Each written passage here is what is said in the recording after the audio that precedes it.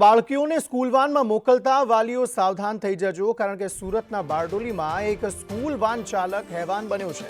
School વાનમાં આવતી બાળકી સાથે આ શખ્સે અડપલા કર્યા। બાળકીને આગળની સીટ પર બેસાડીને તેણે અડપલા કર્યા હતા। બાળકીને ચોકલેટ આપવાની લાલચ આપી શારીરિક અડપલા શખ્સ દ્વારા કરવામાં આવ્યા। બાળકીએ ઘરે જઈ રડીને વાન ચાલકની કરતૂત પોતાના પેરેન્ટ્સને જણાવી। પરિવારજનોએ પલસાણા પોલીસમાં આ સમગ્ર મામલે ફરિયાદ નોંધી છે। હવસખોર નરપત હનુમાનસિંહ પુરોહિતની ધરપકડ કરવામાં આવી છે। પોલીસે નરપતનો ઇતિહાસ તપાસતા પણ ખુલાસો થયો છે કે 2007માં પણ એક બાળકી સાથે તેણે અડપલા કર્યા હતા। હવસખોર સ્કૂલ વાન ચાલક સામે કડક કાર્યવાહીની માંગ થઈ રહી છે।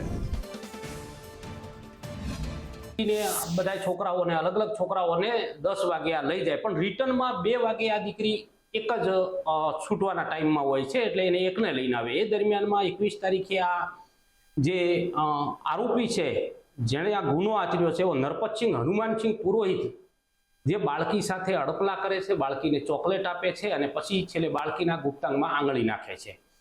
બાળકી એના ઘરે જાય છે અને એના પિતા એના હાથમાં ચોકલેટ જોવે છે, એટલે પૂછે છે કે આ ચોકલેટ ક્યાંથી આવી। ત્યારે એને કહે છે કે મને આવી રીતના મારી સાથે અડપલા કર્યા છે, મારો ગુપ્તાંગ દુખે છે અને એમાં અંકલે આંગળી નાખી છે।